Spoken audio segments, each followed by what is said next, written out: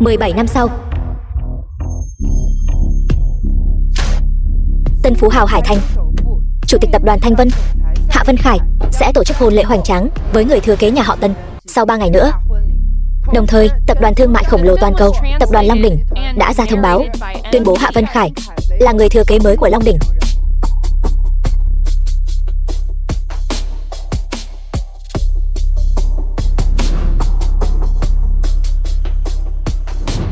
Trúc Thanh, bà nhìn xem, con trai bà đã là ông chủ lớn rồi, sao vẫn còn ở đây bán rau thế này? Con trai tôi chẳng phải sắp kết hôn rồi sao? Tôi là mẹ, phải chuẩn bị thêm chút sính lễ cho con trai mình chứ. Đáng thương cho tấm lòng cha mẹ trong thiên hạ. Sau này Vân Khải nhất định sẽ hiếu thuận với bà.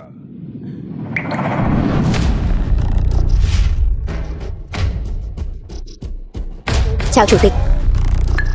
Tôi đã nói với cậu bao nhiêu lần rồi, đến tìm tôi thì phải kín tiếng chút.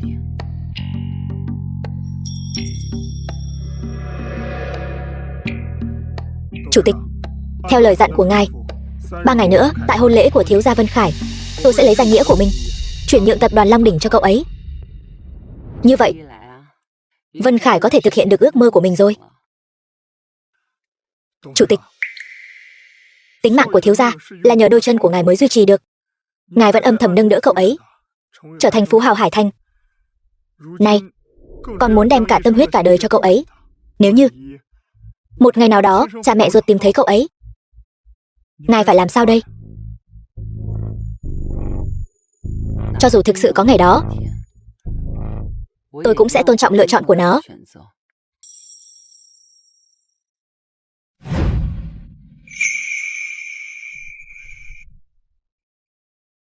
Chủ tịch, vậy tôi vào trước đây. Vân Khải và Yên Nhiên đều chưa từng gặp cậu. Lát nữa vào trong, đừng vội vàng công khai thân phận, tránh làm họ sợ hãi. Rõ. Chúc hai vị trăm năm hạnh phúc.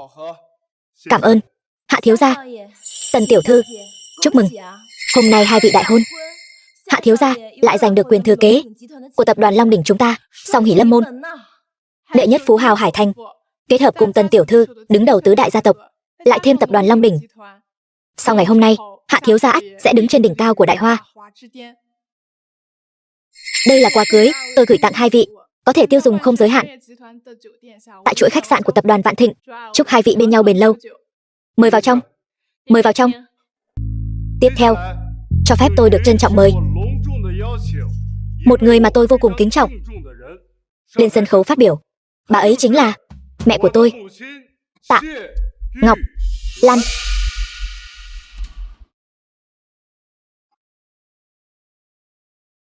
Con ơi, mẹ chỉ là người từ nông thôn lên, dưới này có nhiều quan khách như vậy, mẹ lên phát biểu có làm con mất mặt không? Mẹ là mẹ của con. Con xem, ai dám cười nhạo mẹ? Được, được rồi. Không, Vân Khải, con nhầm rồi phải không? Ta mới là, con không nhầm. Bà ấy mới là mẹ ruột của con. Trong hôn lễ của mình, con mời, con cảm ơn bà ấy. Mời bà ấy lên sân khấu phát biểu. Có vấn đề gì sao? Hóa ra con đã biết thân thế của mình rồi. Con tìm được cả cha mẹ ruột nữa. Chứ sao nữa? Bà tưởng đồ tàn phế như bà mà cũng được lên sân khấu phát biểu sao? Hôm nay tôi nói cho mọi người biết, đây không chỉ là hôn lễ của con trai tôi, mà còn là lễ nhận thân của nó. Hóa ra là các người.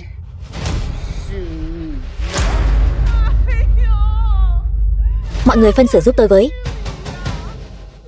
Tôi mang thai 10 tháng, khó khăn lắm mới sinh được đứa con, lại bị bà ta đánh cắp mất, khiến con trai tôi phải chịu khổ hơn 20 năm trời.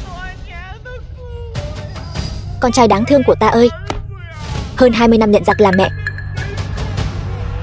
bị bà ta hút máu suốt hơn 20 năm trời.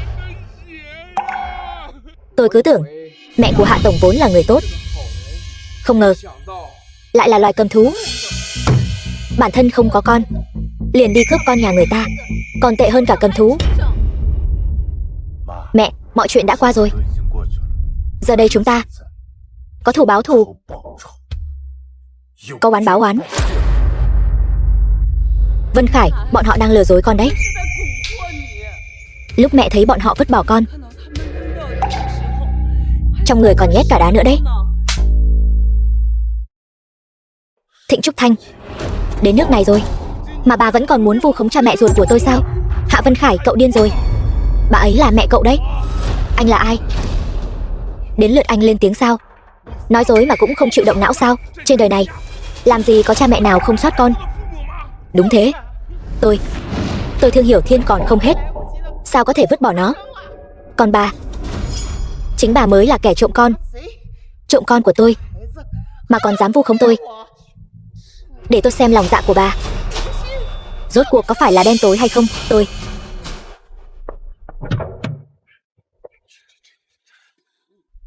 Vân Khải, người ngoài không hiểu, chẳng lẽ con còn không hiểu mẹ là người như thế nào sao? Mẹ đã nuôi con 25 năm,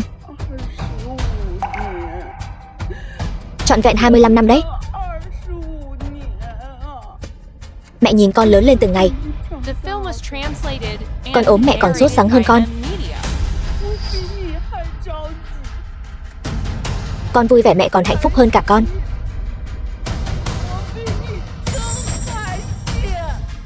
Mẹ bỏ ra nhiều như vậy, chẳng cầu con báo đáp điều gì. Nhưng con, đủ rồi. Thịnh Trúc Thanh, bà dốc hết tâm tư che đậy bộ mặt trộm cắp của mình, thật sự rất ghê tởm. Cha mẹ ruột của Hiểu Thiên đang ở đây, chẳng lẽ bà muốn anh ấy không tin cha mẹ ruột của mình, mà lại tin kẻ trộm như bà sao? Hiểu Thiên. Vân Khải, câm miệng cho tôi. Cô ấy nói đúng, tôi chưa bao giờ tên là Hạ Vân Khải. Tôi tên là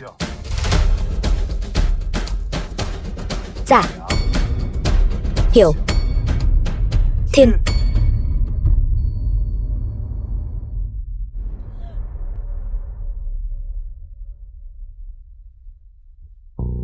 Thịnh Trúc Thanh, bà căn bản không xứng là mẹ của tôi mà đòi lên sân khấu phát biểu. Đừng mà.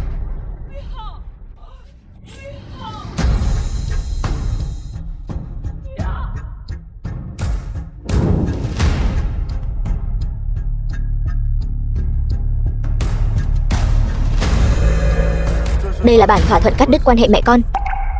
Tôi khuyên bà, trước khi người phụ trách tập đoàn Long Đỉnh, Ngô Thế Thanh đến, hãy ký vào đi. Nếu không, tôi sẽ cho bà biết tay. Vân Khải, đủ rồi. Đừng tưởng tôi không biết. Bà giả bộ đáng thương như vậy để làm gì? Chẳng phải bà biết tôi sắp kế nhiệm chức chủ tịch tập đoàn Long Đỉnh, nên muốn tiền sao? Được.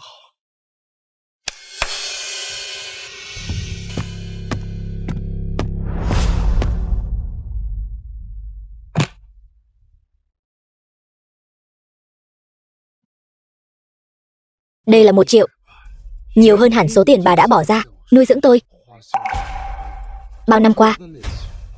Coi như tôi bố thí cho bà.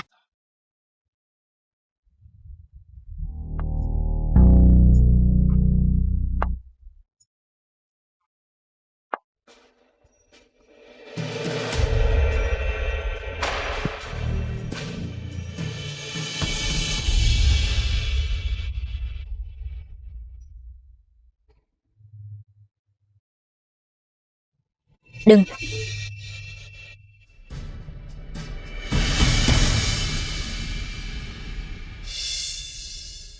Còn cả mấy thứ này nữa. Đây là chiếc xe đồ chơi bà mua cho tôi trong lần đầu tiên tôi giành giải nhất. Còn chiếc khăn quàng cổ năm 8 tuổi bà bảo là tự tay đan cho tôi. Bây giờ nhìn lại, đây chẳng qua chỉ là những tội ác bà cố tình gây ra khi muốn giả làm một người mẹ tốt trước mặt tôi mà thôi. Thấy những thứ này tôi thấy ghê tởm. Cậu đừng quá đáng quá.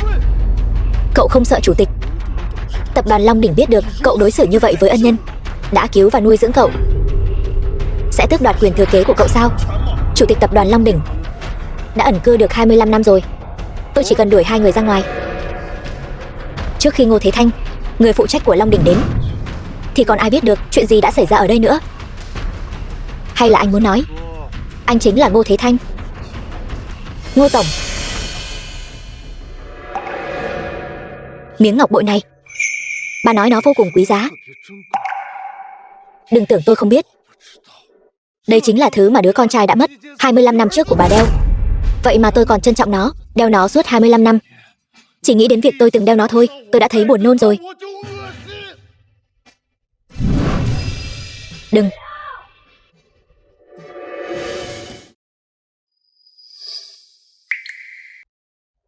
Diễn. Còn diễn nữa. Hai người các người kẻ tung người hứng, chỉ muốn mê hoặc tôi, không thể nào. Tôi nói cho anh biết, đợi khi tôi lên làm chủ tịch tập đoàn Long Đỉnh, người đầu tiên tôi khai trừ chính là anh. Trợ lý Lưu đến. Hiểu Thiên, trợ lý Lưu mang hợp đồng đến rồi. Có phải chứng minh con sắp trở thành chủ tịch mới của tập đoàn Long Đỉnh rồi không? Trợ lý Lưu xuất hiện thế này, ván đã đóng thuyền rồi. Dạ tổng, chúc mừng nhé. Chúc mừng nhé. Chồng ơi, đợi khi anh nắm quyền tập đoàn Long Đỉnh, tuyệt đối không được vì mềm lòng mà tha cho mấy kẻ đáng ghét này. Yên Nhiên nói đúng, người không tàn nhẫn, vị trí không vững vàng. Cha mẹ, Yên Nhiên, mọi người cứ yên tâm, lần này con nhất định đòi lại công bằng cho chúng ta. Ngô Thế Thanh, Thịnh Trúc Thanh, chẳng phải vừa nãy các người còn lớn tiếng muốn hủy bỏ thân phận người thừa kế tập đoàn Long Đỉnh của tôi sao? Bây giờ trợ lý Lưu đã mang hợp đồng thừa kế tập đoàn Long Đỉnh đến đây rồi. Các người còn gì để nói nữa không? Ngu xuẩn tột cùng. Chỉ cần bà Thịnh không mở lời, cậu vĩnh viễn không bao giờ có thể thừa kế tập đoàn Long Đỉnh. Ngô Thế Thanh, anh còn ở đây làm bộ làm tịch, nhưng không sao, lát nữa anh chắc chắn sẽ phải quỳ xuống cầu xin tôi. Cầu xin tôi cho anh thêm một cơ hội. Trợ lý Lưu, Lưu Hiện Văn, trợ lý của tập đoàn Long Đỉnh, tôi ra lệnh cho anh đem hợp đồng thừa kế tập đoàn Long Đỉnh dâng lên cho tôi. Sau đó khai trừ tên Ngô Thế Thanh ngu xuẩn hỗn xược này cho tôi. Phong sát toàn ngành, còn cả kẻ đáng ghét này nữa. Tôi muốn xử lý bà ta ra trăm mảnh. Còn ngẩn người ra đó làm gì? Còn không mau dâng hợp đồng lên đây cho tôi.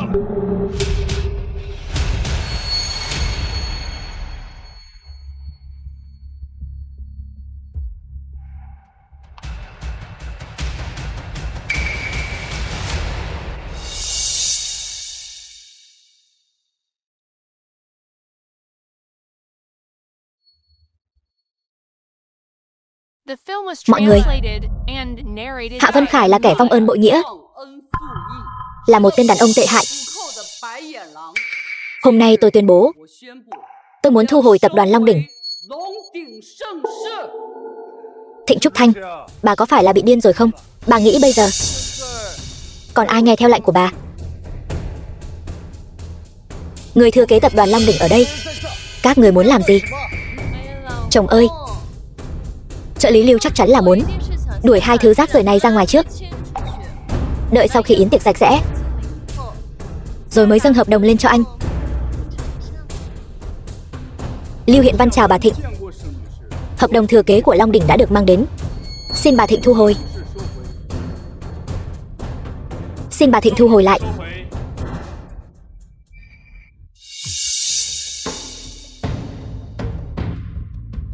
Hợp đồng thừa kế của tập đoàn Long Đỉnh.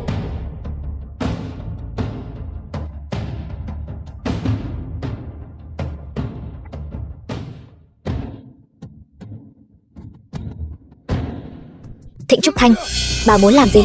Bỏ hợp đồng của tôi ra, bỏ cái tay bẩn thỉu của bà ra. Bà mà dám hủy hợp đồng của con trai tôi sẽ cho bà mất mạng không toàn thây.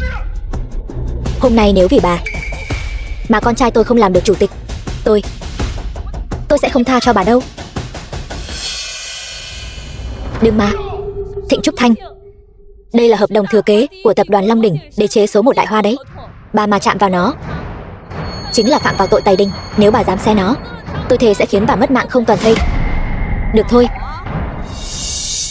Tôi muốn xem thử cô làm thế nào, khiến tôi mất mạng không toàn thây đây.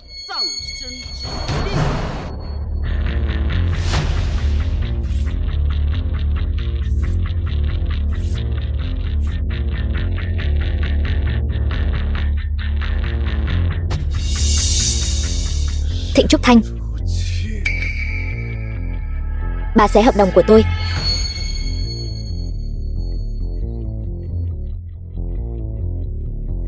Tôi phải lấy mạng bà.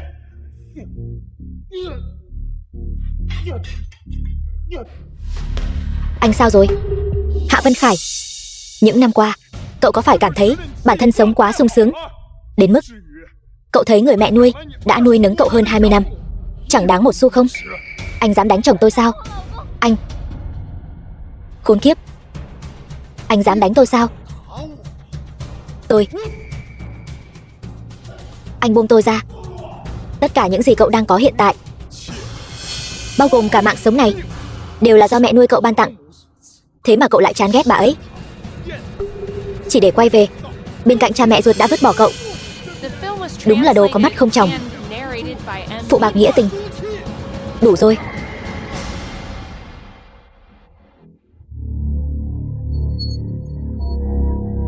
Hạ Vân Khải, 25 năm tôi nuôi một con chó, nó còn biết vẫy đuôi với tôi. Vậy mà cậu lại vong ơn bội nghĩa, lòng lang dạ sói.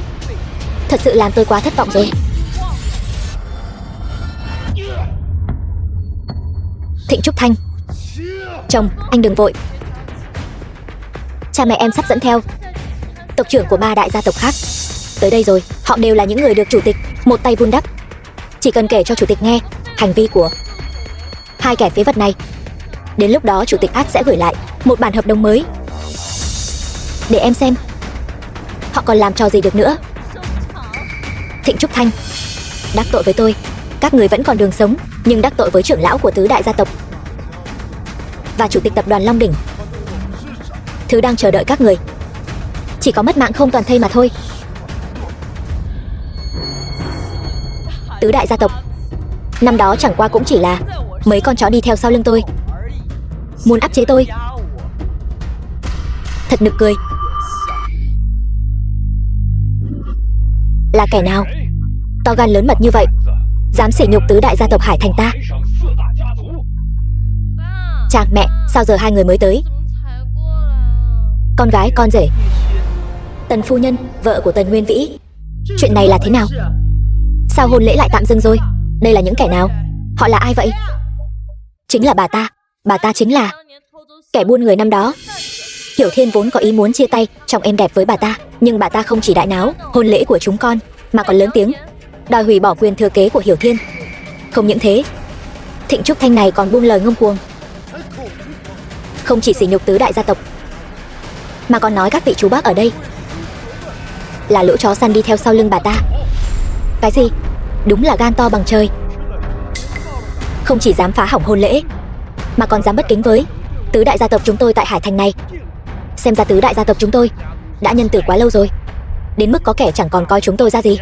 Theo tôi thấy, nên đánh mất mạng bà ta tại chỗ để răn đe kẻ khác. Các người muốn lấy mạng tôi? Các người có biết tôi là ai không?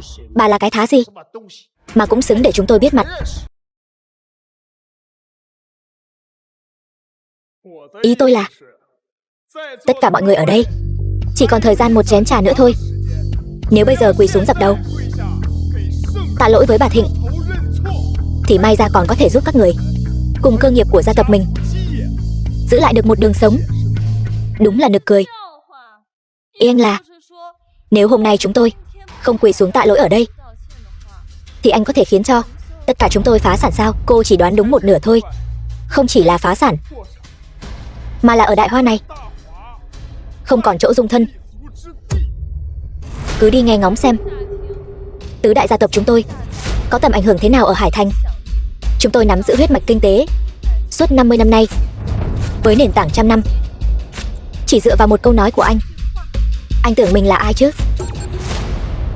Đồ không biết sinh tử, còn ở đây ra vẻ ta đây sao? Tôi đánh mất mạng anh.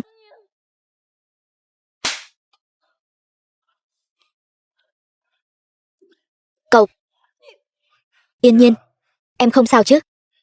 Anh dám đánh vợ tôi, đến cậu tôi còn dám đánh, thì việc đánh cô ta chẳng phải dễ như trở bàn tay sao? Anh, Tiểu Ngô, nếu họ đã không biết trân trọng thì cứ chiều theo ý họ đi. Thông báo xuống dưới, Bách Gia tiến hành thanh lý phá sản trong vòng 3 phút, khiến Bách Gia Hải Thành phá sản toàn bộ. Ngô Thế Thanh, đừng giả vờ nữa. Anh nói trong vòng 3 phút khiến mấy gia tộc nhỏ ở Hải Thành phá sản thì tôi tin.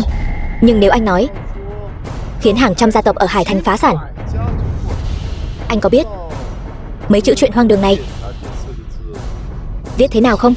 Trên đời này, người duy nhất chỉ cần một cuộc điện thoại là có thể khiến toàn bộ gia tộc phá sản. Chỉ có duy nhất một vị chủ tịch của tập đoàn Long Đỉnh kia thôi. Cậu giả vờ gọi một cuộc điện thoại ở đây mà đã ra oai rồi sao? Cậu tưởng mình là cái thá gì? Tứ đại gia tộc chúng tôi đứng vững đã lâu, ngay cả chủ tịch ngài ấy cũng phải nể mặt chúng tôi 3 phần. Bây giờ chỉ dựa vào mấy câu nói của anh mà muốn khiến cho cơ nghiệp trăm năm của chúng tôi phá sản sao? Nằm mơ đi. Cô sao lại chắc chắn đến thế? Nếu không nói đến thân phận thì nhà họ Tần tôi có tự tin, có năng lực làm chỗ dựa cho 3 gia tộc còn lại. Còn bà chỉ biết trốn sau lưng đàn ông. Bà là cái thá gì chứ? Còn dám nói trong vòng 3 phút khiến hàng trăm gia tộc ở Hải Thành phá sản. Đúng là nói lời điên rồ. Nhưng mà cũng đúng, hạng người hạ đẳng cả đời cũng không thể tưởng tượng nổi gốc rễ của giới quyền quý to lớn và đáng sợ đến mức nào.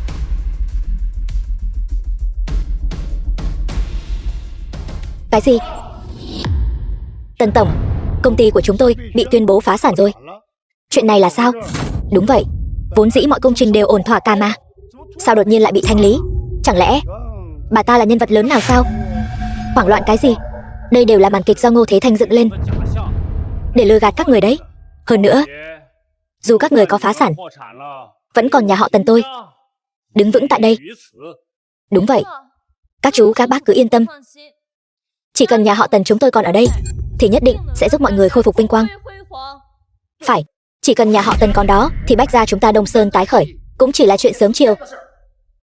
Gia chủ, gia chủ, không xong rồi, xảy ra chuyện rồi.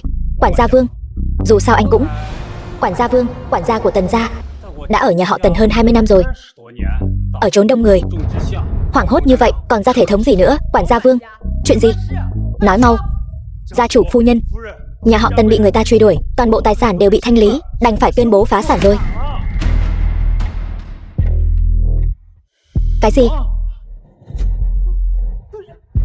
Gia chủ, cha, cái gì? Phá sản rồi? Một xu cũng không còn sao? Cái gì? Mất sạch rồi? Gieo nhân nào gặp quả nấy. Đứng lại. Họ Thịnh kia, tất cả chuyện này có phải do bà giở trò không? Hạ Vân Khải, cậu chưa đủ tư cách để ở đây chất vấn bà Thịnh đâu. Cút đi ngay, nếu còn dám cản đường tôi. Hắn giờ đã chẳng còn gì cả, động tay với hắn cũng vô nghĩa thôi. Chúng ta đi. Vâng. Bà tưởng những gì bà làm hôm nay có thể hủy hoại tôi sao? Đợi tôi trở lại đỉnh cao, tôi nhất định sẽ khiến bà xuống địa ngục. Cha, vậy giờ chúng ta phải làm sao đây? Mau liên lạc với nhân vật lớn đó đi. Ngài ấy nhất định sẽ không mặc kệ nhà họ Tần chúng ta đâu. Nhanh. Được. Chủ tịch, tứ đại gia tộc đã bị thanh lý toàn bộ rồi. Tiếp theo nên sắp xếp thế nào đây? Có cần phải để cả tộc phá sản không? Thôi bỏ đi, hắn đã chẳng còn gì cả, chỉ có thể dựa vào nhà họ Tần mà sống. Thông báo xuống dưới, nhà họ Tần không cần phá sản, như vậy ít nhất hắn cũng không bị đói. Cũng coi như đó là chút từ bi cuối cùng của tôi dành cho tình mẫu tử hơn 20 năm qua. Chủ tịch, vậy giờ chúng ta về biệt thự sao? Không, về nhà cũ.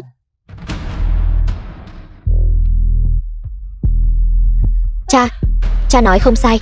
Con đã xác nhận rồi. Nhà họ Tần chúng ta quả thực không hề phá sản. Quả nhiên, hai kẻ đó vừa nãy chỉ đang diễn kịch thôi. Chắc chắn là vậy. Với thực lực của Ngô Thế Thanh hắn, làm sao có thể khiến chúng ta thanh lý phá sản chứ? Dựa vào đâu chứ? Nhưng mà tất cả những người có mặt ngày hôm nay đều là bậc danh lưu của Hải Thành. Nếu họ không nắm chắc phần thắng, sao có thể khiến toàn gia tộc chúng ta phải phá sản cơ chứ? Tôi hiểu rồi. Chắc chắn là chủ tịch tập đoàn Long Đỉnh đã ẩn cư nhiều năm, không màng thế sự. Ngô Thế Thanh hắn chính là dựa vào điểm này nên mới khiến các gia tộc tại Hải Thành phải phá sản. Hiểu Thiên, còn quyền thừa kế của con thì sao? Hiểu Thiên, cha mẹ không hề tơ tưởng đến công ty lớn của con đâu. Chỉ là mẹ sợ mấy năm nay con vất vả nỗ lực ở bên ngoài lại đổ sông đổ biển, bọn ta là thương con mà. Theo tôi thấy, chuyện quyền thừa kế của Hiểu Thiên cũng là Ngô Thế Thanh mượn danh nghĩa chủ tịch mà làm thôi. Dù sao thì nếu quyền thừa kế của Hiểu Thiên bị bãi miễn thì Ngô Thế Thanh sẽ nắm giữ trọng quyền. Đến lúc đó bà già đó dựa vào hắn coi như là áo cơm không lo rồi. Bà già đáng ghét này biết mình không được sống cuộc sống giàu sang nên mới muốn hủy hoại Hiểu Thiên nhà chúng ta. Thông gia, đến lúc đó bà nhất định phải giúp đỡ Hiểu Thiên đấy. Yên tâm đi, thông gia, chuyện ngày hôm nay vẫn chưa xong đâu. Dám đắc tội với nhà họ Tần tôi sẽ bắt hắn phải trả giá. Không sai. Việc cấp bách của chúng ta bây giờ là phải nhanh chóng gặp được chủ tịch, giúp Hiểu Thiên lấy lại quyền thừa kế. Thế nhưng giờ hợp đồng đã bị hủy. Tôi và chủ tịch Long Đỉnh chưa từng gặp mặt bao giờ, làm sao mới gặp được bà ấy đây? Chồng ơi, đừng lo. Em nhận được tin người giàu nhất Đại Hoa sẽ tổ chức tiệc trở về sau 3 ngày nữa. Đến lúc đó bà ấy chắc chắn sẽ đích thân tham dự. Cái gì? Bà ấy lại trở về rồi sao? Tốt quá rồi. Hơn 20 năm rồi. Cuối cùng ta cũng có thể gặp lại bà ấy rồi. Chỉ cần chúng ta có thể gặp được bà ấy, rồi đem chuyện hôm nay nói rõ ràng với bà ấy, đôi nam nữ đó chắc chắn sẽ mất mạng không chỗ chôn thân. Người giàu nhất Đại Hoa trở về chắc chắn sẽ khiến cả nước chấn động. Tấm thiệp mời này e rằng... Yên tâm, thiệp mời có thể lấy được. Cha có cách sao? Nhà họ Tần ta có thể trường tồn, thậm chí trở thành người giàu nhất Hải Thành. Không chỉ dựa vào tài lực đâu, sau lưng chúng ta còn có người đứng đầu tứ đại chiến thần ở Tây Cảnh của Đại Hoa, Ứng Long làm chỗ dựa. Ý cha là anh họ Ứng Long. Anh ấy hiện tại đã là vị tướng mạnh nhất dưới quyền thống soái Tây Cảnh rồi. Với bản lĩnh của Ứng Long, việc lấy được thiệp mời chẳng đáng là bao. Thế thì tốt quá rồi. Hiểu Thiên, đợi khi gặp được người giàu nhất Đại Hoa, nhất định phải kể chuyện xảy ra hôm nay cho bà ấy biết, để bà ấy trị kẻ đó một trận. Đúng vậy, nhìn cái dáng vẻ của bà ta hôm nay xem, đến lúc đó còn nhất định không được nương tay đấy. Yên tâm đi, đợi con trở lại đỉnh cao, bà ta chỉ xứng làm loài kiến cỏ dưới chân mà thôi. Còn con, chỉ cần tiện tay là có thể bóp mất mạng bà ta.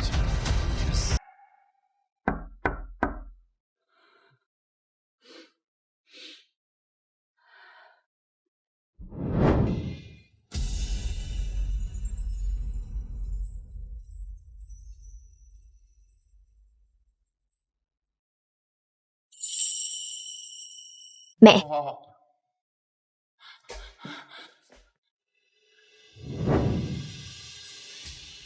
con là Vân Lỗi. Mẹ, là con đây, mẹ. Bao nhiêu năm qua, cuối cùng con cũng tìm được mẹ rồi. Mẹ, là con bất hiếu. Bao năm nay, không thể ở bên cạnh phụng dưỡng mẹ.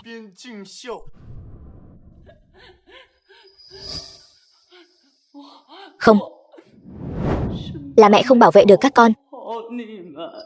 Tất cả chuyện này đều là lỗi của mẹ. Mẹ, việc này không thể trách mẹ được. Là bọn chúng hãm hại chúng ta, không thể trách mẹ. Đứa trẻ ngoan, con về là tốt rồi.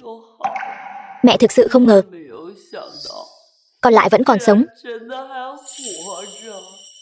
Những năm qua, con ở bên ngoài một mình, chắc hẳn đã chịu không ít khổ cực nhỉ. Năm đó, nhờ cơ duyên trùng hợp, con được một bậc cao nhân cứu giúp. Ông ấy nhận con làm đệ tử, nuôi dưỡng con khôn lớn, còn chuyên dạy võ thuật cho con. Mẹ, bao năm nay con chưa từng quên mẹ.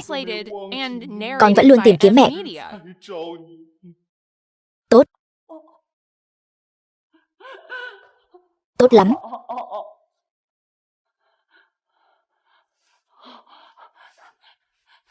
Con lại đây. Mau chào cha con đi. Khải Minh. Cảm ơn anh, Khải Minh. Cảm ơn anh đã đưa Vân Lỗi về bên cạnh em. Cha, con đã về rồi. Cha. Vân Lỗi, 3 ngày nữa sẽ có một buổi yến tiệc. Đến lúc đó sẽ có rất nhiều bạn bè của mẹ. Mẹ muốn dẫn con cùng đi, để nói với họ rằng Vân Lỗi của mẹ đã trở về.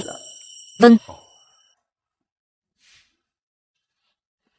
Mẹ, căn nhà này cũ quá rồi.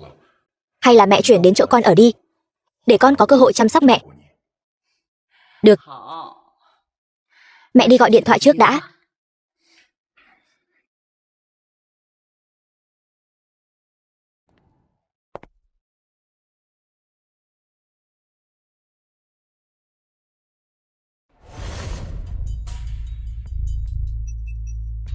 Thế Thanh, thông báo xuống dưới. 3 ngày nữa, yến tiệc mừng tôi trở về sẽ được tổ chức tại khách sạn Phong Hoành, thuộc quyền sở hữu của Long Đỉnh. Chủ tịch, khách sạn Phong Hoành, đó chẳng phải là nơi năm xưa ngài tặng cho thiếu gia Vân Lỗi sao? Bao năm nay, ngài vẫn luôn không cho phép chúng tôi sử dụng nó. Vân Lỗi của tôi đã trở về. Tôi nhất định phải trở nên mạnh mẽ, mới có thể bảo vệ người tôi yêu thương. Vâng.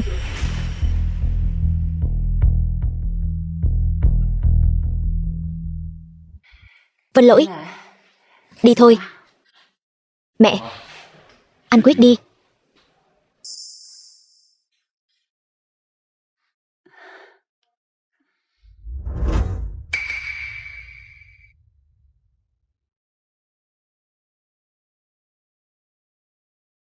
Mẹ, sao vậy? Không có gì, đi thôi. Vâng.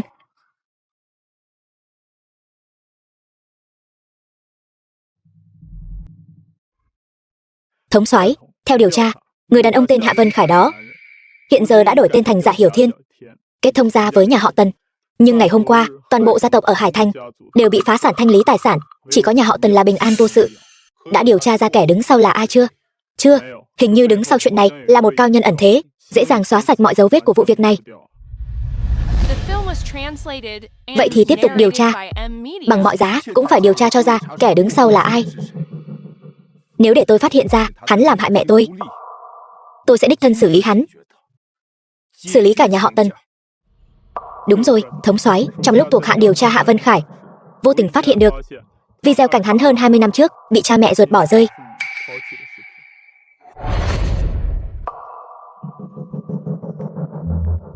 Ngoài ra thuộc hạ còn tra được đằng sau tai nạn của gia đình ngài năm đó có liên quan đến nhà họ Tần hiện nay. Anh nói cái gì? Hay cho nhà họ Tần, hay cho Hạ Vân Khải? Hóa ra khổ nạn gia đình chúng tôi phải chịu năm đó đều là do các người ban tặng. Vậy thì cùng nhau trả giá đi. Chuyện này không có lệnh của tôi, không được nói cho mẹ tôi biết, để tôi tự giải quyết.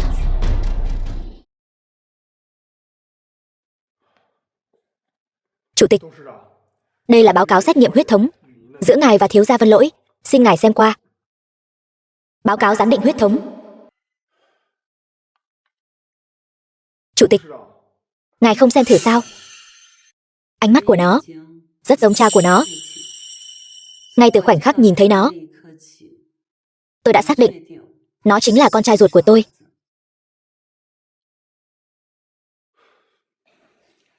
Thế Thanh, cậu gọi điện cho Tiểu Dũng đi. Vâng.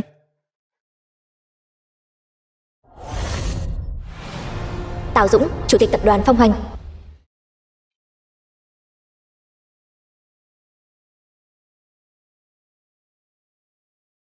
Tiểu Dũng, lần này, yến tiệc trở lại của tôi được tổ chức tại khách sạn Phong Hoành do cậu phụ trách. Chuẩn bị thế nào rồi?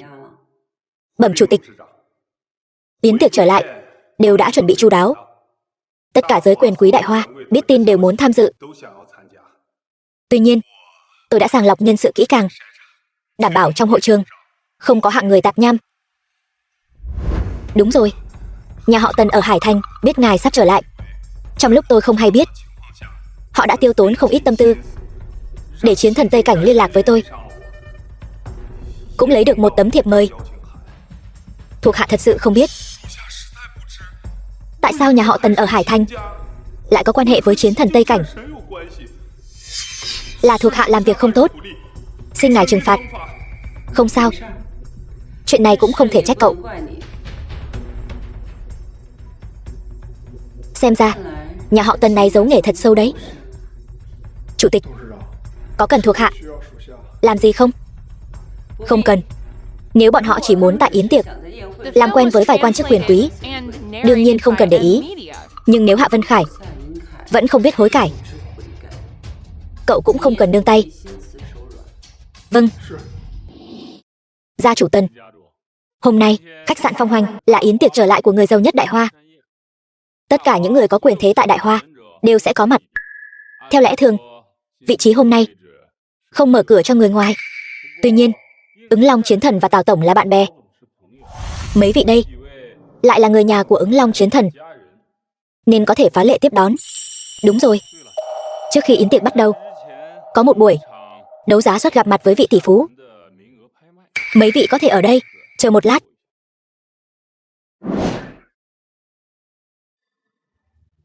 Chỉ khi trúng thầu mới có thể gặp mặt vị tỷ phú Đại Hoa một lần. Hơn nữa, yến tiệc này toàn là những nhân vật quyền quý lẫy lừng. Chỉ dựa vào đấu giá, liệu có giành được tư cách gặp mặt không? Chồng ơi, anh họ Ứng Long của em chính là bạn của Tào Tổng, Tào Dũng, đồ đệ của tỷ phú Đại Hoa đấy. Anh cứ yên tâm đi, suất này chắc chắn là đã được định sẵn cho chúng ta rồi. Hiểu Thiên, nhìn kìa, bà già đó lại đến rồi. Thịnh Trúc Thanh, sao bà lại vào được đây? Đàng hoàng đi vào thôi. Giả vờ cái gì? Chẳng phải là thấy nhà họ Tần chúng tôi thế lực hùng mạnh, lại là bạn của đồ đệ tỷ phú, nên mới tìm đủ mọi cách lẻn vào, muốn phá hoại Hiểu Thiên sao? Quả nhiên là tiện nhân, bản thân sống không ra gì cũng muốn kéo người khác xuống địa ngục. Thịnh Trúc Thanh, bà đúng là khiến người ta buồn nôn. Hạ Vân Khải, cậu quá coi trọng bản thân mình rồi. Bà, tôi chẳng buồn chấp nhặt với bà. Ở yến tiệc hôm nay toàn là quyền quý của Đại Hoa, đặc biệt là Tào Tổng. Ngài ấy không phải là người mà Ngô Thế Thanh đó có thể đè đầu cưỡi cổ. Muốn giữ mạng, tôi khuyên bà nên biến khỏi mắt tôi sớm đi. Tào Dũng, đúng vậy, Tào Tổng, ngài ấy là đồ đệ duy nhất của vị tỷ phú Đại Hoa, cũng là người phụ trách của Phong Hoành này. Ngay cả ba gia tộc lớn ở kinh thành gặp ngài ấy cũng phải nể vài phần. Hạng người thấp kém như bà chưa từng thấy cũng là chuyện bình thường.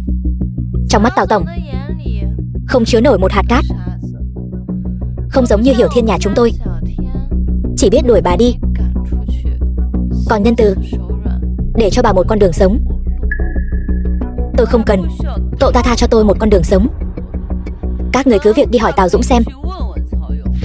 Yến tiệc trở về này, nếu không có tôi, liệu cậu ta có dám bắt đầu không? Bà muốn mất mạng sao? Ăn nói hồ đồ. Bà đại náo hôn lễ của chúng tôi, sẽ bỏ hợp đồng kế vị của Hiểu Thiên, đợi chúng tôi báo cáo những chuyện này cho đồ đệ của tỷ phú. Nhất định sẽ khiến các người sống không bằng mất. Được thôi, các người cứ việc đi báo cáo. Tôi muốn xem thử Tào Dũng làm thế nào khiến tôi mất mạng không chỗ chôn thân. Thịnh Trúc Thanh, bà vẫn còn cuồng vọng sao? Tôi... Chồng ơi, anh là ai? Anh dám ngăn cản tôi? Anh là kẻ nào? Dám ăn nói hàm hồ trước mặt mẹ tôi? Mẹ, Con trai của Thịnh Trúc Thanh chẳng phải đã mất mạng từ hơn 20 năm trước rồi sao? Anh từ đâu chui ra vậy? Tôi hiểu rồi. Người đàn bà này chắc chắn là điên rồi. Không biết lại trộm con nhà ai, rồi khăng khăng nói đó là con trai của mình. Tần Yên Nhiên, ở đây không tới lượt cô lên tiếng. Bà dám đánh vợ tôi. Tôi mở to mắt ra mà nhìn cho rõ. Thứ tôi đang đeo trên cổ là gì? Ngọc bội bình an. Anh là con trai của Thịnh Trúc Thanh. Anh vậy mà vẫn còn sống. Hiểu Thiên, dù hắn có là con trai của Thịnh Trúc Thanh thì đã sao chứ? Nhìn cái bộ dạng của hắn kia, 8-9 phần là chẳng có thân phận cao quý gì đâu. Giống loài của tiện nhân. Trong xương tủy quả nhiên đã toát lên vẻ đê tiện. Ngoại hình cũng được, vóc dáng cũng khá đấy. Yên Nhiên, hay là thế này đi, tôi cho anh một cơ hội. Quỳ xuống cầu xin tôi có thể cân nhắc tìm cho anh một người mẹ giàu có, để nửa đời sau của anh ấm no đủ đầy thế nào? Cút ngay. Thịnh Trúc Thanh, bà dựa vào thằng nhóc Ngô Thế Thanh đó, hết lần này tới lần khác động thủ với con rể và con gái tôi. Thực sự nghĩ rằng nhà họ Tần tôi là hạng dễ bắt nạt sao? Nhà họ Tần chỉ là hào môn trong tỉnh mà cũng dám ăn nói hàm hồ trước mặt tôi. Đừng nói là nhà họ Tần, dù tôi có diệt cả nhà họ Tần cũng chỉ là chuyện dễ như trở bàn tay.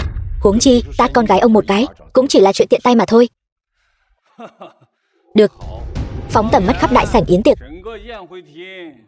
Chỉ có hai mẹ con các người dám bất kính với nhà họ Tần tôi. Đã muốn mất mạng, vậy thì tôi sẽ thành toàn cho các người. Người đâu? Thịnh Trúc Thanh, người xưa có câu nói rất hay: rồng sinh rồng, phượng sinh phượng. Con chuột thì biết đào hang. Không ngờ đứa con trai này của bà giống như rác rưởi vậy, cũng ngu dốt y như bà, ngu không thể tả.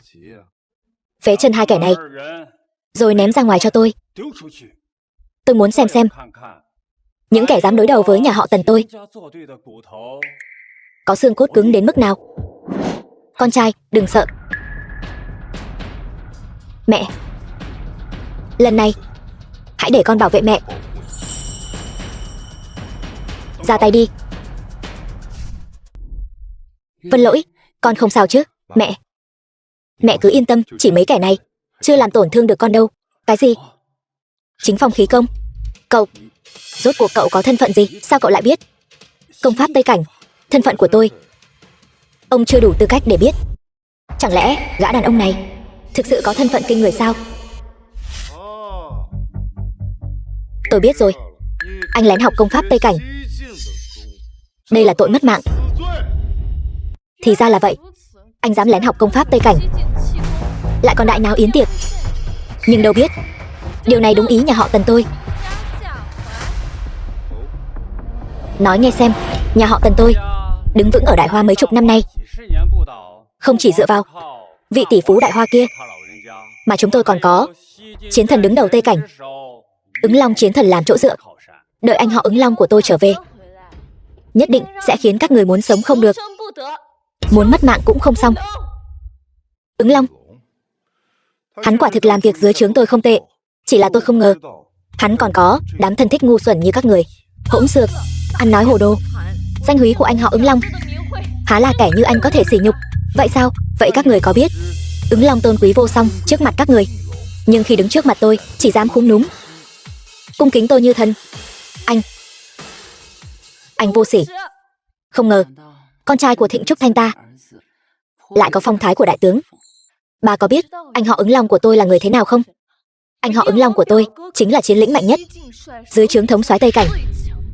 Đợi đến khi anh ấy trở về, nhất định sẽ cho các người biết tay. Ăn nói hồ đồ. Cậu chẳng qua chỉ là con của đồ phế vật này, ngay cả sủng vật của nhà họ Tần tôi còn không bằng, mà dám buông lời cuồng vọng, sỉ nhục Ứng Long chiến thần. Tôi bây giờ sẽ ra lệnh phế bỏ hai người để tạ tội với Tây Cảnh. Tôi xem kẻ nào dám động vào hắn.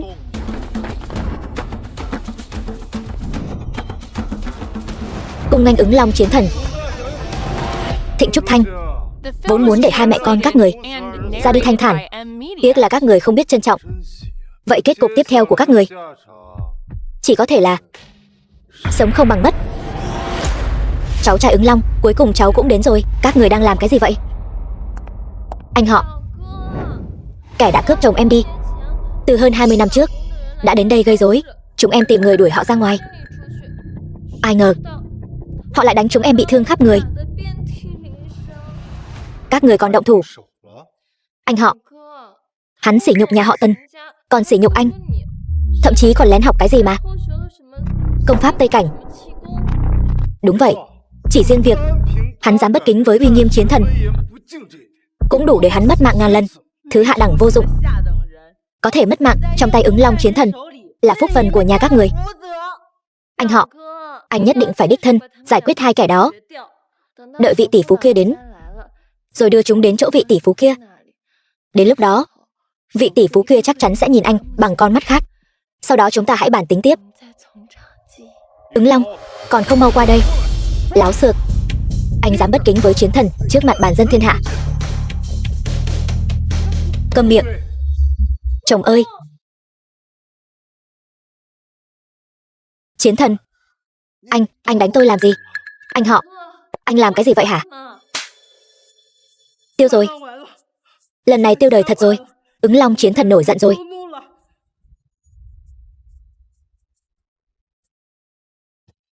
Thuộc hạ Ứng Long tham kiến thống soái. Bái kiến thống soái. Cái gì? Sao anh ta có thể là thống soái được? Anh họ, có phải anh nhận nhầm người rồi không? Rõ ràng anh ta chỉ là con trai của Thịnh Trúc Thanh, làm sao có thể là thống soái gì đó chứ? Cút. Ứng Long khởi bẩm thống soái, thuộc hạ quản giáo không nghiêm, mạo phạm ngài, xin hãy tha tội. Vân lỗi. Vị thống soái mà họ nhắc đến là con sao? Đúng vậy. Mẹ, sau vụ tai nạn năm đó, con được cao nhân cứu giúp, sau đó một lòng luyện võ, nay đã là thống soái Tây Cảnh. Mẹ, từ nay về sau, mẹ cứ để con bảo vệ. Vân lỗi. Con có thể đạt được địa vị như hôm nay, bao năm qua hẳn là đã chịu không ít khổ cực nhỉ? Chỉ cần được đoàn tụ cùng mẹ, tất cả những gì con làm đều xứng đáng. Ngoài ra, thuộc hạ còn tra ra, đằng sau vụ tai nạn của gia đình ngài năm đó có liên quan đến nhà họ Tần hiện nay. Anh nói cái gì? Ứng Long, nhà họ Tần vô lễ với mẹ tôi, anh tự tay đoạn tuyệt đường sống của nhà họ Tần thì có thể lấy công chuộc tội. Chuyện này, đây là cơ hội duy nhất. Khởi bẩm thống soái, chuyện này e là không ổn. Nhà họ Tần là gốc gác của thuộc hạ, nếu đoạn tuyệt đường sống của chính nhà mình, chẳng phải là nghịch thiên sao? Ứng Long, điều đầu tiên của người nhập ngũ Tây Cảnh chính là tuân theo quân lệnh. Chẳng lẽ anh quên nhanh đến vậy sao? Dù thế nào đi nữa, nhà họ Tần là nơi sinh ra và nuôi dưỡng tôi. Chuyện đại nghịch bất đạo này, Ứng Long tuyệt đối không làm. Xin thống soái tha tội. Ứng Long, gia nhập Tây Cảnh lại không tuân theo quân lệnh, anh có biết là tội gì không? Hơn nữa nhà họ Tần ở Hải Thành làm điều ác, gây chuyện thị phi bao nhiêu năm nay, anh nghĩ tôi không biết sao? Hay là nói anh sớm đã cấu kết với bọn chúng, làm lá chắn cho bọn chúng rồi? Tội danh không tuân theo quân lệnh, đương nhiên tôi biết rõ. Ứng Long tôi cả đời hành sự, thứ tôi tuân theo chưa bao giờ là quân lệnh, càng không phải là anh. Anh có ý gì? Tôi đã sớm đầu quân cho Đông Cảnh, bái Đông Hoàng Thánh Tôn làm thầy, lấy mạng ngài dễ như trở bàn tay. Hiện giờ anh không còn tư cách để sai khiến tôi nữa. Ứng Long, dám phản bội Tây Cảnh, anh có biết đó là tội mất mạng không? 3 ngày trước tôi vẫn còn e sợ anh, nhưng hiện tại tôi đã đạt được chân truyền của Thánh Tôn. Công lực của tôi đã vượt xa anh. Vừa nãy tôi còn muốn tha cho các người một mạng, nhưng bây giờ anh lại ép người quá đáng. Vậy thì đừng trách tôi vô tình.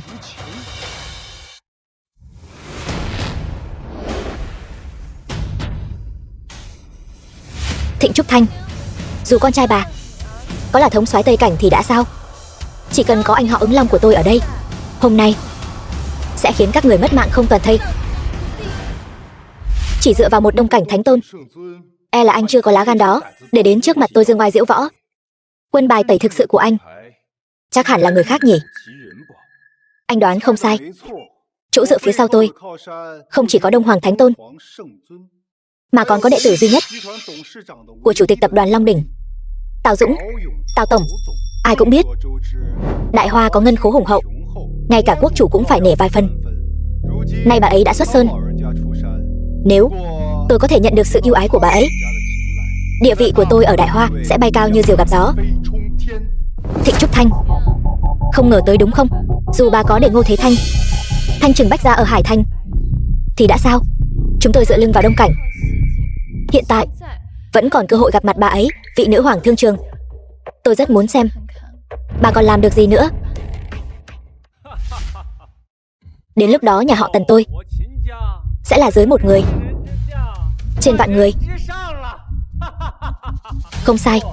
Đợi vị nữ hoàng thương trường Đại Hoa xuất hiện, tôi sẽ tự tay xách thủ cấp của hai người đi gặp bà ấy. Đến lúc đó kể lại chuyện xảy ra trong hôn lễ cho bà ấy biết. Tôi tin rằng bà ấy nhất định sẽ giao quyền thừa kế tập đoàn Long Đỉnh cho tôi. Đúng là nằm mơ. Tập đoàn Long Đỉnh, chỉ cần tôi không lên tiếng, ngay cả quốc chủ tới đây cậu cũng không lấy đi được. Bà Thịnh Trúc Thanh, tôi thực sự hy vọng sau khi bà mất mạng rồi, miệng vẫn có thể cứng như bây giờ. Hạ Vân Lỗi, bây giờ anh quỳ xuống, xin lỗi tôi vẫn có thể để hai mẹ con anh ra đi một cách thanh thản. Ứng Long, công phu này của anh đều là tôi dạy cả. Anh chắc chắn muốn múa rìu qua mắt thợ sao? Không sợ tự làm nhục mình sao? Vậy thì đã sao? Hiện tại tôi đã sở hữu thân pháp của cả Đông Cảnh và Tây Cảnh. Lấy mạng anh dễ như trở bàn tay. Vân Lỗi, mẹ yên tâm. Mẹ, anh ta là binh lính do con dẫn dắt, với công lực của anh ta vẫn chưa thể làm tổn thương con. Được rồi, mất mạng đi.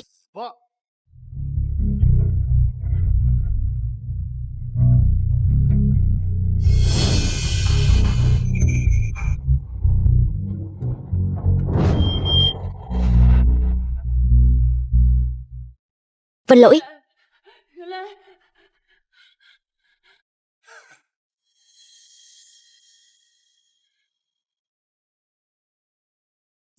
phá hồn châm. Đúng vậy, có phải cảm thấy toàn bộ công lực đang dần tiêu tán? Đồ tiểu nhân hèn hạ nhà anh không dám đường đường chính chính đối đầu với tôi, chỉ biết dùng thủ đoạn hèn hạ. Sử sách vốn dĩ do kẻ thắng viết nên. Giờ đây tôi đã thắng anh, sẽ chẳng có ai biết tôi đã dùng phương pháp gì. Hạ Vân Lỗi, anh vốn là vị thống soái cao cao tại thượng, giờ đây phải mất mạng dưới kiếm của tôi, có thấy bất ngờ lắm không? Nếu muốn lấy mạng thì hãy lấy mạng tôi đây, đừng làm hại con trai tôi. Không, mẹ mau đi đi. Mẹ đừng bận tâm đến con nữa. Con yên tâm, có mẹ ở đây, không ai có thể làm hại con. Mẹ con tình thâm cơ đấy. Chờ lát nữa con trai bà mất mạng rồi, bà cũng phải mất mạng. Thịnh Trúc Thanh, vị Ứng Long chiến thần này quả nhiên là lòng dạ từ bi thật đấy. Tự tay tiễn hai mẹ con các người cùng xuống địa ngục. Nhưng xuống đến địa ngục rồi, không tìm thấy con trai nữa thì đừng có đi trộm con nhà người khác nữa đấy. Thịnh Trúc Thanh, đây chính là kết cục của việc đối đầu với chồng tôi. Hôm nay sẽ cho các người mất mạng không toàn thây. Mất mạng đi. Chủ tịch tập đoàn Long Đỉnh đến. Chư vị, yến tiệc sắp bắt đầu rồi, nghiêm cấm đánh nhau trong sảnh tiệc. Nếu có kẻ vi phạm sẽ mất đi cơ hội diện kiến vị tỷ phú đứng đầu, đồng thời sẽ bị toàn ngành phong sát. Cho nên hy vọng chư vị hãy gác lại ân oán cá nhân trước.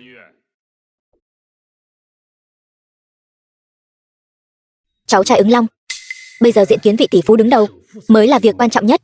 Đừng vì mấy hạng tép diêu mà làm hỏng việc lớn.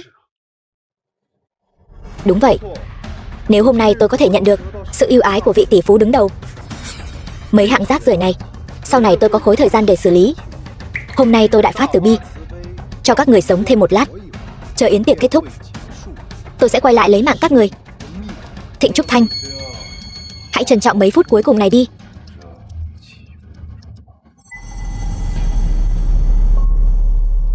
Chào mừng mọi người đến tham dự yến tiệc trở lại.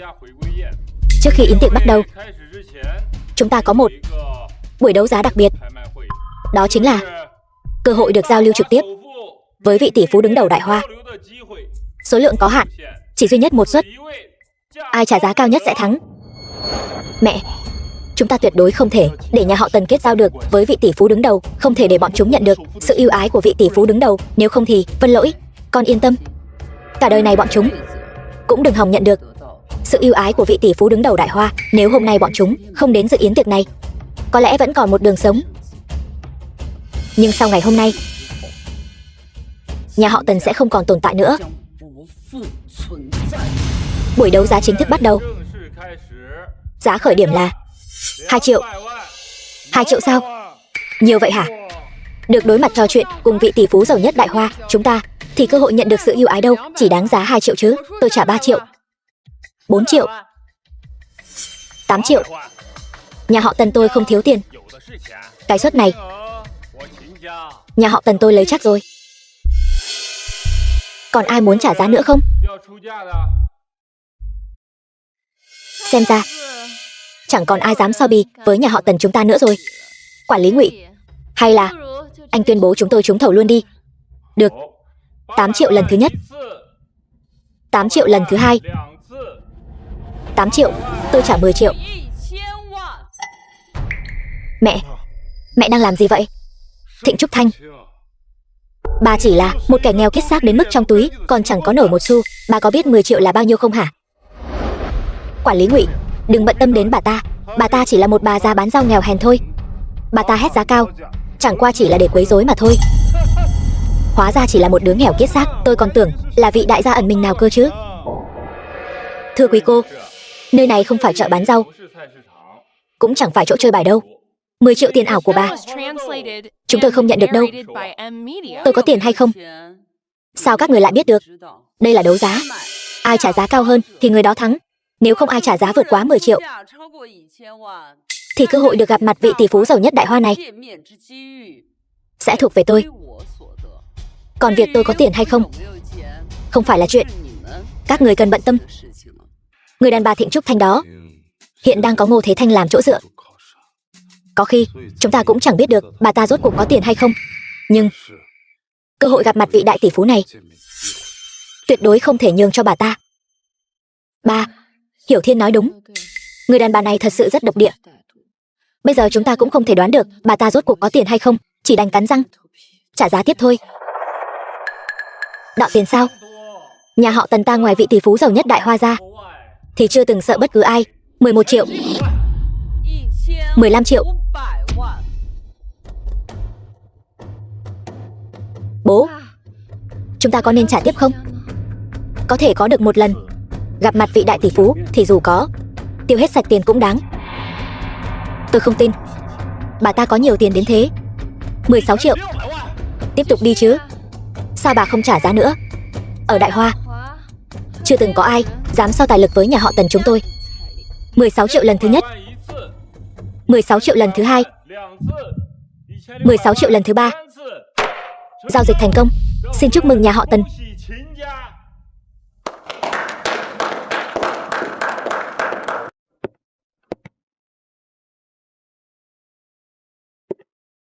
Thưa mọi người, vừa nhận được tin tức vị tỷ phú giàu nhất Đại Hoa hiện đang có mặt tại sảnh tiệc. Ngài ấy đã tận mắt chứng kiến sự kiện trọng đại ngày hôm nay, đương nhiên cũng cảm nhận được thành ý của nhà họ Tần. Tiếp theo, xin quý vị dành một tràng pháo tay nồng nhiệt chào đón chủ tịch tập đoàn Long Đỉnh lên sân khấu. Vị đại tỷ phú ở đâu chứ? Rốt cuộc là ai vậy?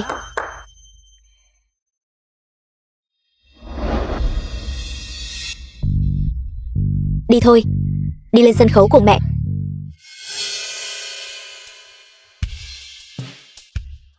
Thịnh Trúc Thanh, bà điên rồi sao? Đây là bảo tọa của người giàu nhất Đại Hoa. Loại người như bà mà cũng xứng ngồi sao? Mau cút xuống cho tôi. Hai người các người, lũ điên từ đâu ra thế này? Vị trí của người giàu nhất Đại Hoa mà cũng dám mạo phạm sao? Nhân lúc Tào Tổng và người giàu nhất Đại Hoa chưa xuất hiện, còn không mau cút xuống. Cút xuống. Sao các người lại chắc chắn rằng tôi không phải là nhân vật khiến Tào Dũng phải cúi đầu xưng thần chứ? Thịnh Trúc Thanh. Tào tổng được người giàu nhất Đại Hoa trọng dụng. Ngày ấy ở Đại Hoa này là người đứng dưới một người, mà trên vạn người. Bà bảo Tào tổng phải cúi đầu xưng thần với bà. Nếu tôi không hiểu nhầm thì ý bà là Tào tổng là đồ đệ của bà, còn bà chính là người giàu nhất Đại Hoa. Đúng vậy, tôi chính là người giàu nhất Đại Hoa. Đúng là cái gì cũng dám nói. Một kẻ bán rau hôi hám như bà, lấy tư cách gì mà đòi sánh ngang với chủ tịch? Thật là to gan lớn mật.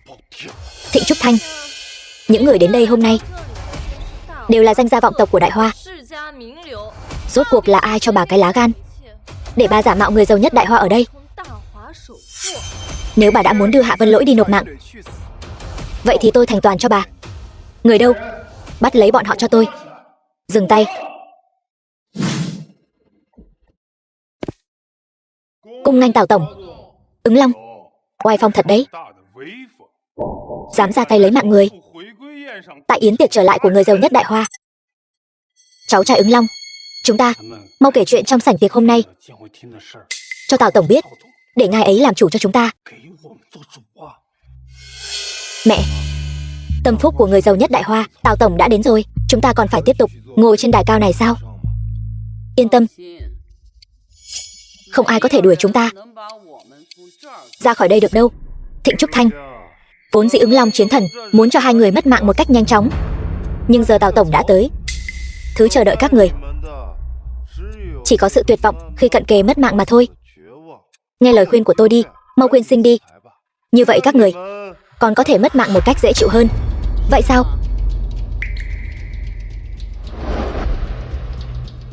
E rằng người mất mạng sẽ không phải là tôi. Bà, vậy thì cứ chờ xem. Lũ ngu xuẩn không biết sinh tử. Chồng ơi, lát nữa chúng ta đứng xa ra một chút, tránh để máu làm bẩn quần áo. Vãn bối Hạ Vân Khải. Xin chào Tào tổng. Các người đã làm gì ở buổi tiệc này vậy? Tào tổng, hôm nay là tiệc chào mừng sự trở lại của người giàu nhất Đại Hoa, nhưng lại có hai con sâu bọ chạy vào muốn gây rối. Chúng tôi đang chuẩn bị xử lý đây. Cái gì? Sâu bọ? Đúng vậy, hai kẻ chán sống, hống hách vô cùng. Nếu Tào tổng muốn, Ứng Long xin sẵn lòng thay ngài xử lý. Tào tổng, chắc hẳn 2 ngày nay ngài cũng đã nghe nói rồi chứ. Thịnh Trúc Thanh chính là kẻ buôn người đã bắt cóc chồng tôi hơn 20 năm trước. Mấy hôm trước, ngay tại hôn lễ của chúng tôi, Hiểu Thiên đã biết được sự thật, cắt đứt quan hệ với bà ta. Chắc hẳn bà ta cảm thấy nửa đời sau không còn được sống trong nhung lụa nữa, thế nên đã quậy phá hôn lễ của chúng tôi, thậm chí còn xé bỏ hợp đồng kế vị Long Đỉnh. Đúng vậy. Không ngờ rằng Thịnh Trúc Thanh biết tin vị tỷ phú sắp trở về, đã lén lút lẻn vào phòng yến tiệc, không coi ai ra gì. Mục đích bà ta làm vậy chính là để khiến vị tỷ phú kia nổi giận, sau đó hủy hoại cuộc đời tôi. Hiểu Thiên đã nhiều lần nhẫn nhịn bà ta, nhưng không ngờ bà ta càng lúc càng quá quắt. Hiện giờ không chỉ sỉ nhục vị trí cao quý nhất Đại Hoa, thậm chí còn tự xưng là sư phụ của ngài, hơn nữa còn tự xưng là chủ tịch của tập đoàn Long Đỉnh. Hai kẻ này tội không thể tha, nên xử tử tại chỗ. Tào tổng, xin hãy để Ứng Long thay ngài xử lý bọn chúng thành trăm mảnh. Được. Nhà họ Tần các người làm tốt lắm. Tào tổng, ngài quá khen rồi. Tào tổng, chi bằng ngài hãy nghỉ ngơi một chút, để thuộc hạ xử lý sạch sẽ hai kẻ này, tránh để chúng làm bẩn mắt ngài. Xử lý? Trong buổi tiệc hôm nay, kẻ đáng phải xử lý nhất chính là cả gia tộc nhà họ Tần các người. Tào tổng, ngài nói vậy là có ý gì? Kẻ quậy phá yến tiệc rõ ràng là Thịnh Trúc Thanh, phải đuổi bà ta ra ngoài, xử lý bà ta mới đúng chứ. Câm miệng. Tào tổng, ngài đang làm gì vậy? Tại sao ngài lại đánh con rể tôi? Tôi đánh ông cũng được, vì ông sinh ra một đứa con gái, lại còn tìm một đứa con rể ngu xuẩn. Tào tổng, dù ngài có tức giận thế nào cũng không thể động vào người nhà họ Tần chúng tôi chứ. Ứng Long, cậu dù sao cũng là chiến thần Tây Cảnh, tôi cứ ngỡ tiền đồ của cậu cũng khá nên mới muốn kết giao, không ngờ rằng cậu cũng ngu xuẩn đến thế. Từ nay về sau, tôi và cậu không còn liên quan gì nữa. Cút ngay cho tôi. Cái gì? Cút.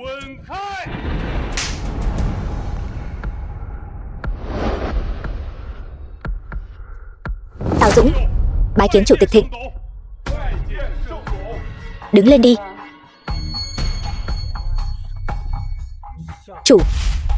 Chủ tịch Thịnh, chuyện này là sao?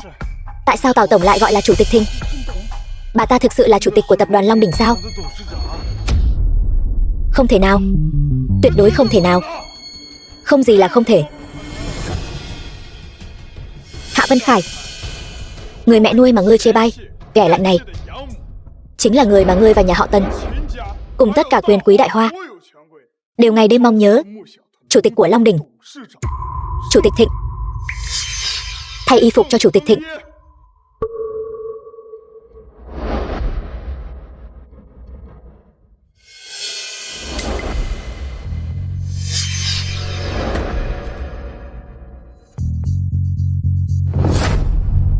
Người phụ trách tập đoàn Long Đỉnh, Ngô Thế Thanh.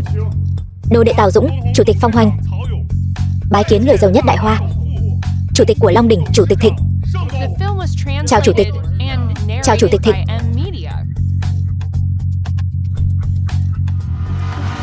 Hôm nay là yến tiệc chào mừng người giàu nhất Đại Hoa trở lại.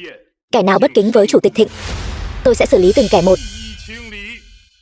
Không, Tào tổng, bà ta chỉ là kẻ hạ đẳng bán rau thôi. Một thường dân tầm thường sao có thể là người giàu nhất Đại Hoa được chứ? Chắc chắn là ngài đã nhầm rồi. Cậu tưởng tôi cũng có mắt không tròng như nhà họ Tần các người sao?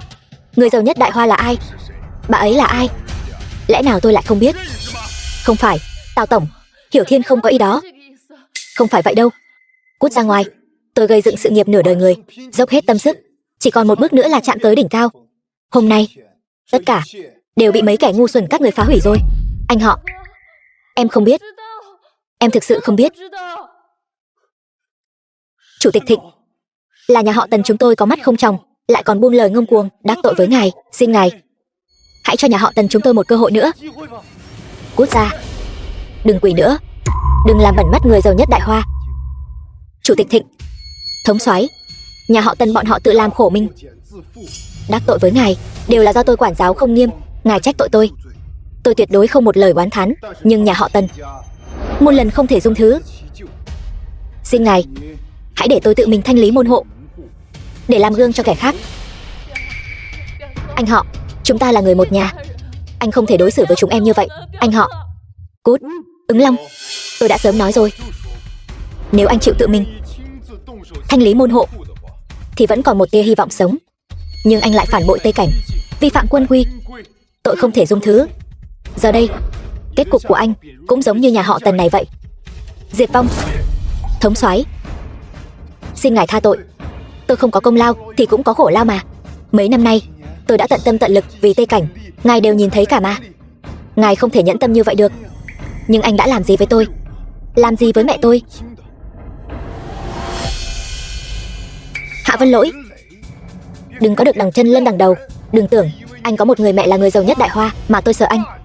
Hôm nay chỉ cần tôi diệt sạch tất cả mọi người, tôi vẫn có thể đứng vững trên đỉnh cao.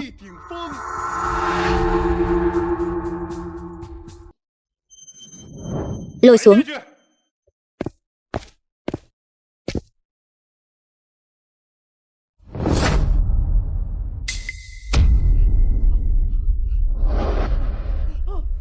Tiêu đời rồi.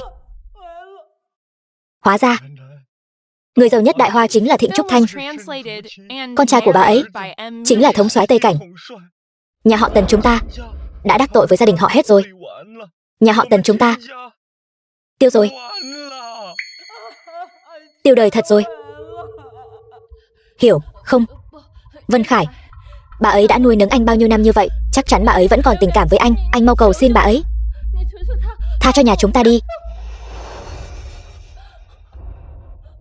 Hóa ra bà thực sự là người giàu nhất Đại Hoa, đã ẩn danh bao nhiêu năm qua. Còn bà đã giấu tôi suốt 25 năm qua. Phải. Tại sao bà không nói cho tôi biết sớm hơn? Tại sao lại phá vỡ cuộc sống bình yên vốn có của tôi? Tại sao? Tại sao khi tôi sắp có được đế chế Long Đỉnh mà tôi hằng mơ ước, lại khiến tôi trắng tay? Tại sao lại lừa dối tôi? Tại đám cưới của cậu, tôi đã từng nói với cậu, cậu có thể trở thành người giàu nhất Hải Thành, Tất cả đều là nhờ tôi. Cậu có thể sở hữu quyền thừa kế Long đỉnh cũng là do tôi cho phép. Tôi đã nói, cậu là đứa trẻ tôi nhặt về, tự tay nuôi nấng. Lời tôi nói, cậu đã bao giờ tin lấy một câu chưa? Bà đang nói dối. Rõ ràng là bà. Chính bà đã cướp mất tôi. Rõ ràng chính bà đã hủy hoại cuộc đời tôi. Đã không tin, nói thêm cũng vô ích. Hạ Vân Khải, anh chắc chứ rằng cha mẹ ruột của anh là thực lòng yêu thương anh, chứ không phải yêu quyền thế, tiền bạc của anh. Ý anh là sao? Mang lên đây.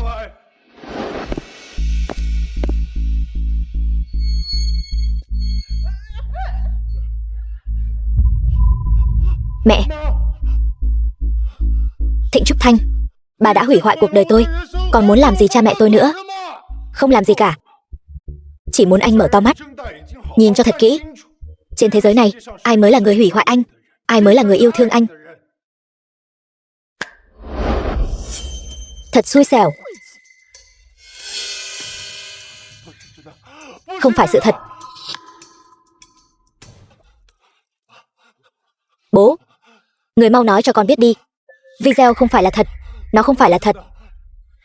Video là thật.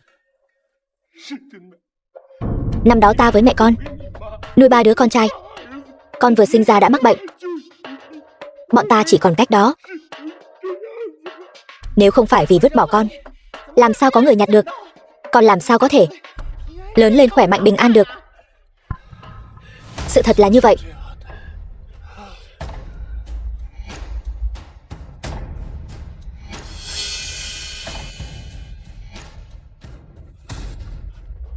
Tại sao bà lại lừa tôi? Thanh Vân, còn cả Thanh Vân nữa. Đó là bao nhiêu tâm huyết, bao nhiêu nỗ lực tôi mới đứng được ở vị trí hiện tại. Tại sao bà lại hủy hoại nó chỉ bằng một câu nói? Hạ Vân Khải, tố chất của cậu tầm thường. Những năm qua đều là Chủ tịch Thịnh đứng sau lưng cậu, dùng đôi tay bà ấy nâng đỡ cậu, mới khiến giới quyền quý Hải Thành coi trọng cậu, mới khiến cậu thuận lợi đi đến nơi cậu muốn đến. Còn cậu thì sao? Cậu đã đền đáp bà ấy như thế nào? Không phải vậy. Mẹ, không phải vậy.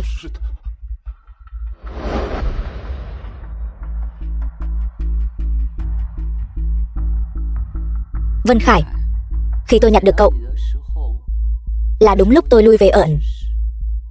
Tôi coi cậu như bảo vật. Tôi không muốn vì tôi mà cậu phải chịu tổn thương từ kẻ thù. Vì vậy tôi mới dùng thân phận người bình thường nuôi cậu khôn lớn. Nhưng tôi không ngờ lại đổi lại sự ghét bỏ và không tin tưởng của cậu. Là tôi làm mẹ thất bại. Tôi có lỗi với con. Nhưng cậu đừng gọi tôi là mẹ nữa. Tình mẫu tử giữa hai ta đến đây là hết. Từ nay về sau không còn liên quan gì nữa. Mẹ, con biết mình sai rồi. Mẹ cho con thêm một cơ hội nữa đi. Mẹ đánh con, mắng con cũng được. Mẹ muốn thế nào cũng được. Từ nhỏ tôi đã dạy cậu rồi. Trên đời này không phải thứ gì vỡ rồi cũng có thể hàn gắn. Khi nỗi thất vọng đã tích tụ đủ, người thân thiết nhất cũng sẽ rời xa. Chân tình mà cậu phụ bạc, cậu phải tự gánh lấy hậu quả. Buông tay đi. Vân Lỗi, chúng ta đi thôi. Chủ tịch Thịnh, nhà họ Tần chúng tôi đều bị Hạ Vân Khải lừa gạt mới làm ra chuyện đại nghịch bất đạo như vậy. Tôi cầu xin bà, hãy cho nhà họ Tần chúng tôi một cơ hội nữa đi. Tôi cầu xin bà. Chủ tịch Thịnh, đều là tại hắn. Hắn vì quyền thế mà lừa dối tôi. Không phải như vậy. Bà tha cho nhà họ Tần chúng tôi đi. Tha cho nhà họ Tần chúng tôi đi mà. Đều là hắn lừa tôi. Nhà họ Tần, các người thực sự tưởng rằng chuyện năm đó không ai biết sao? Không. Vụ tai nạn xe năm đó là có người chỉ thị tôi làm. Không phải ý muốn của tôi. Tào Dũng, thuộc hạ có mặt. Tất cả những kẻ gây rối trong yến tiệc, kẻ nhục mạ con tôi, diệt. Vâng.